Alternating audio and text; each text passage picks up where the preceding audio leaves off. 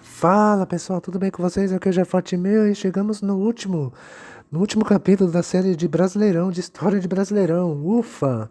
Chegamos em 2025, campeonato do ano passado, né? Porque eu tô gravando em 2026.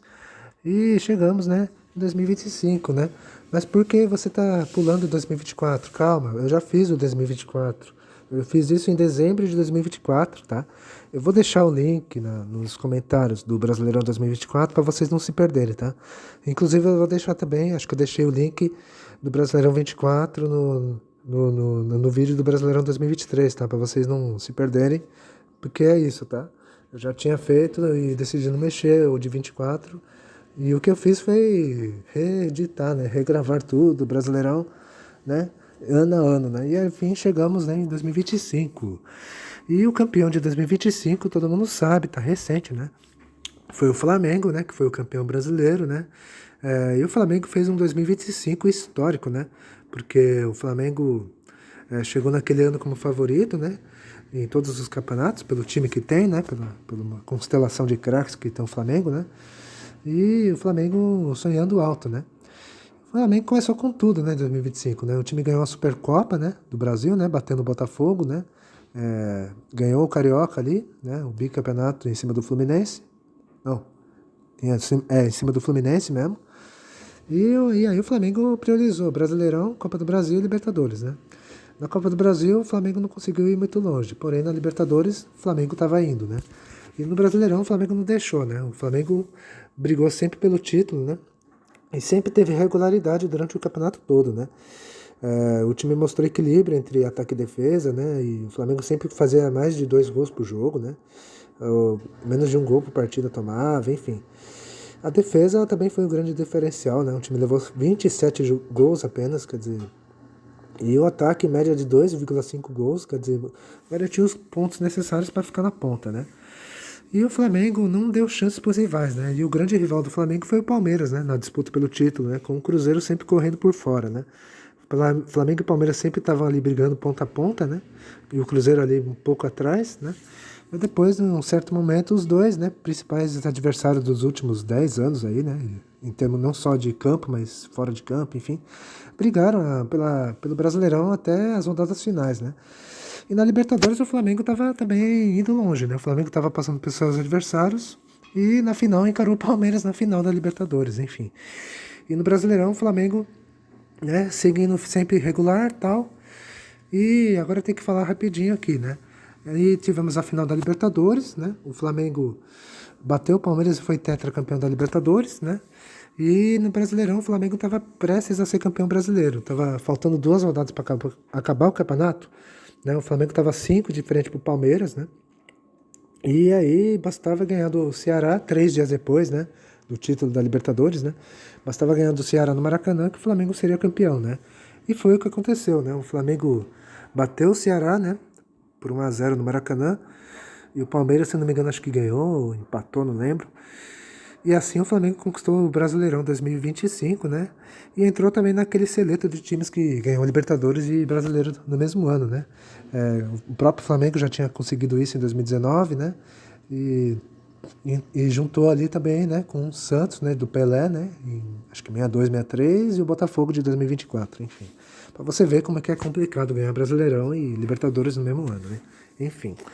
E a campanha do Flamengo foi histórica, né? O time fez 79 pontos, ganhou 23 de 38 e só perdeu 5. Quer dizer, o ataque foi o melhor do ataque, melhor defesa, melhor saldo de gols.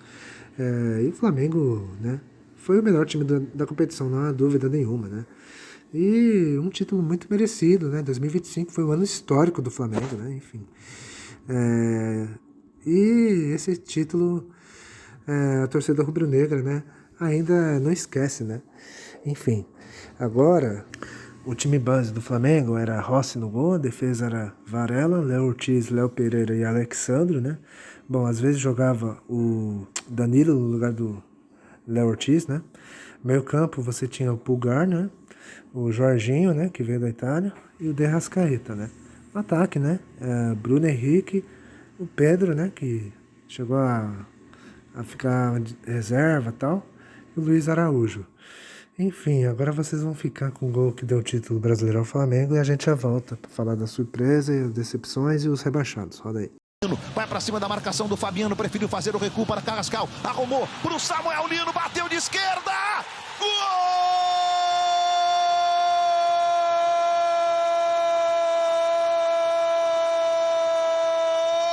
Do Flamengo!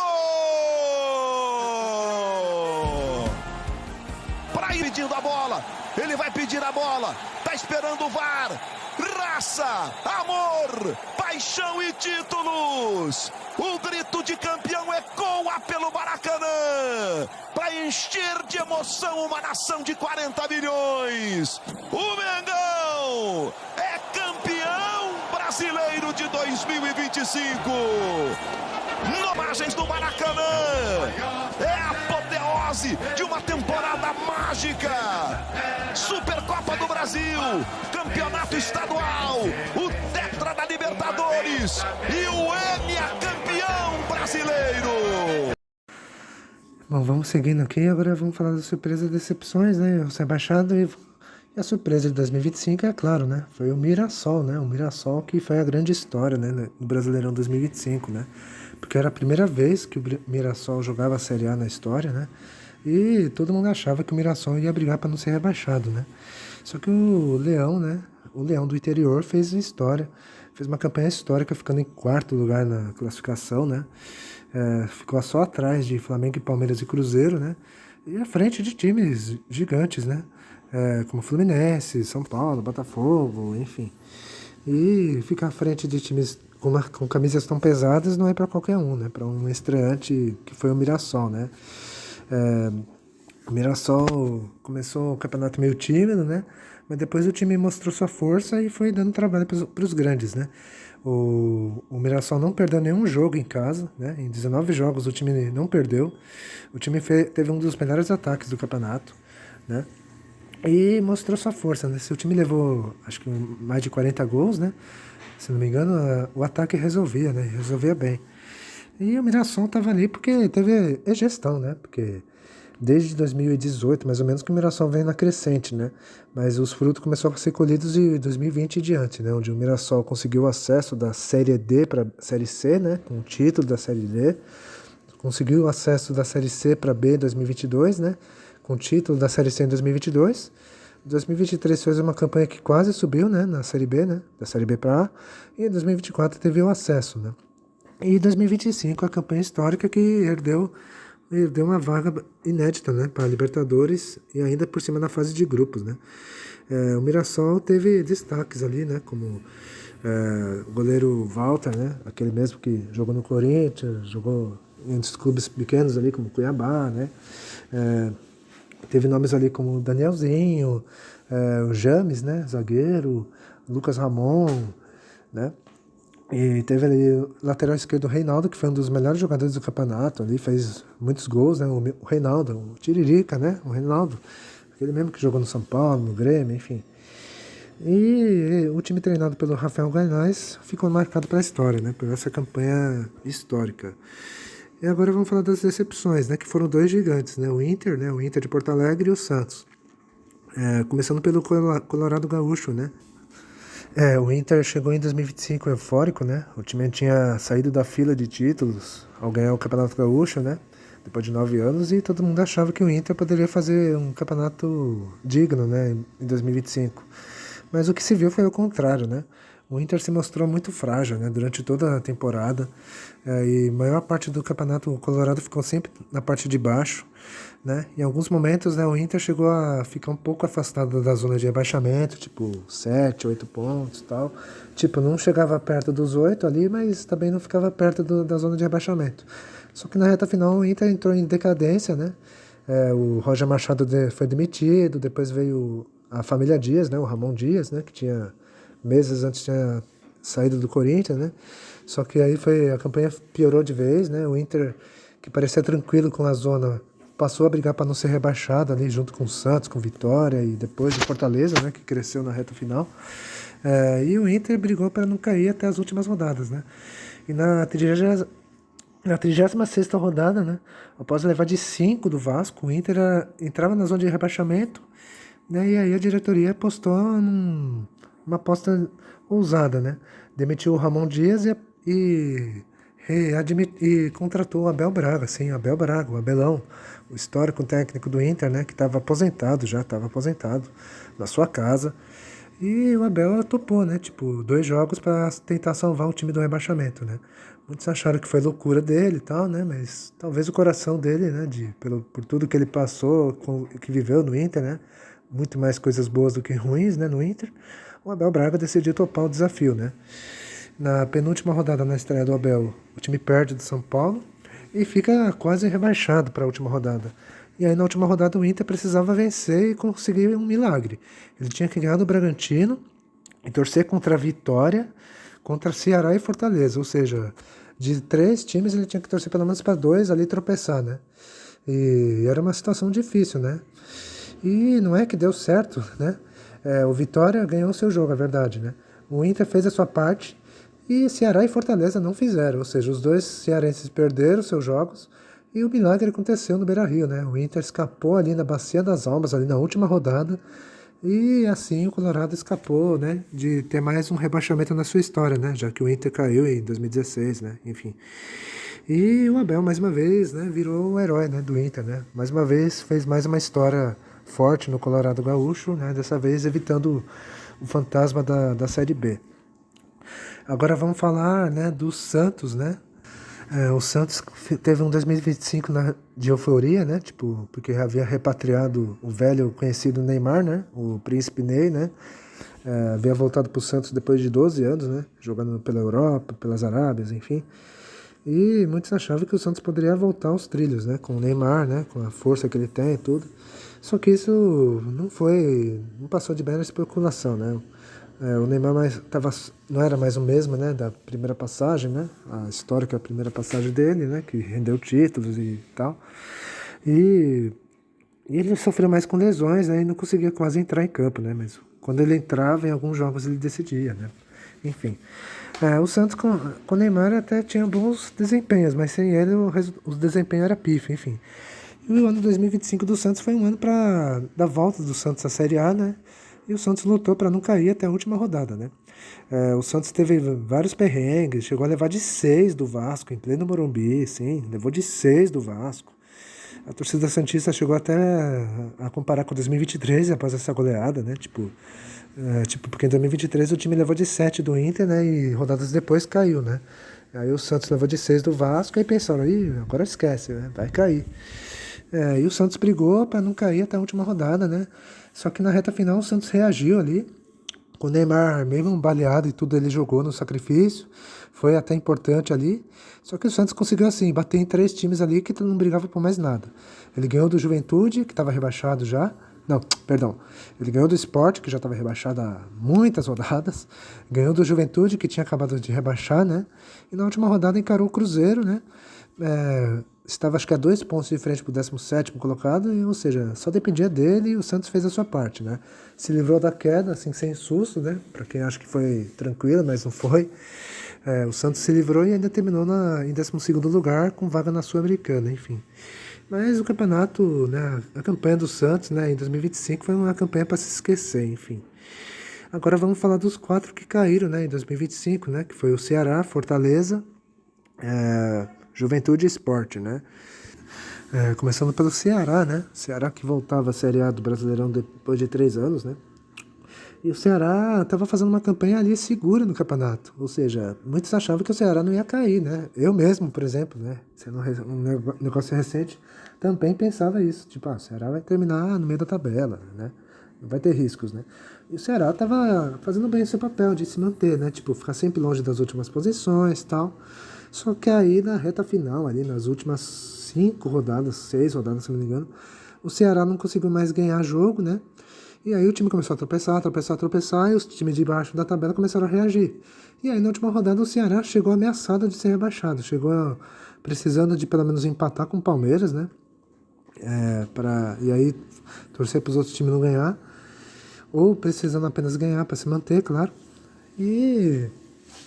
E o Ceará parecia que ia conseguir, né? O time saiu na frente, né? Só que aí o Palmeiras empatou e virou, né? E o Ceará ficou na zona de rebaixamento justamente na última rodada, ou seja, não entrou nenhuma vez na zona. E só foi entrar justamente na rodada que não podia, justo na última rodada. E o Ceará entrou, ficou na zona de rebaixamento por 17 minutos nessa última rodada. E por fim acabou rebaixado, ou seja, foi um rebaixamento traumático para a torcida do Vozão, né? Que tinha esperança que 2025 fosse um ano até tranquilo, né? Com o time se mantendo ali e tal, e quem sabe pensar em 2026 com voos mais altos. Só que aí tudo foi por água abaixo com esse rebaixamento, né? Triste, né? Que foi pro Ceará, enfim. E agora vamos falar do outro rival do Ceará, né? Que foi o Fortaleza, né? Após anos, né? Se destacando no futebol brasileiro e até mesmo continental, né? Foi vice na Sul-Americana, boas campanhas na Copa do Brasil e boas campanhas no Brasileirão, né? Inclusive um histórico quarto lugar no Brasileirão 2024. O Fortaleza queria seguir forte em 2025, né? O time até trouxe nomes consagrados ali, como o Davi Luiz, sim, o ex-zagueiro de seleção e tal, né? Daverson, né, que veio do Cuiabá, enfim. E o Fortaleza queria fazer um 2025 histórico, porém tudo foi por água abaixo, né? O time fracassou em todos os campeonatos, né? E no Brasileirão a briga do Fortaleza foi para não ser rebaixado, né? E o Fortaleza trocou de técnico, né? O Vojvoda saiu do Leão depois de 4 anos, né? Veio na reta final ali o Palermo, né? O argentino Palermo. O Fortaleza de quase rebaixado conseguiu reagir ali nas últimas rodadas, né? E chegou na última rodada fora da zona de rebaixamento, dependendo só de si para escapar, né? O time enfrentou o Botafogo, né? No Newton Santos. O Botafogo que já estava tranquilo, não brigava por mais nada. O Fortaleza até lutou, mas não conseguiu, né? O time perdeu de 4-2 e assim acabava rebaixando para a Série B, né? Depois de 8 anos o Fortaleza voltava a jogar a Série B, né? Enfim, agora o Fortaleza tem que se reorganizar para tentar voltar mais forte, né? Agora chegamos no penúltimo colocado, que foi o Juventude, né? O Juventude que caiu em 2025, né? O Juventude, desde o começo, passou a brigar para não cair, né? Desde que começou o campeonato. E o time não conseguiu escapar, né? Sim, em 2024 o Juventude até conseguiu, né? Com uma certa facilidade, vamos dizer assim, né? Em 2025 o Juventude, já com um time mais fraco do que do ano anterior, não conseguiu aproveitar, né? Não conseguiu aproveitar o momento e acabou rebaixado. A queda do Juventude foi na 36ª rodada, né? Acho que foi isso, né? Onde o time empatou com o Bahia e tal e acabou rebaixado. Fora isso, o Juventude sofreu várias goleadas, né? Em 2025, né? Tanto que teve a segunda pior defesa do campeonato. Juventude só teve 9 vitórias em 38 jogos, né? Muito pouco, né?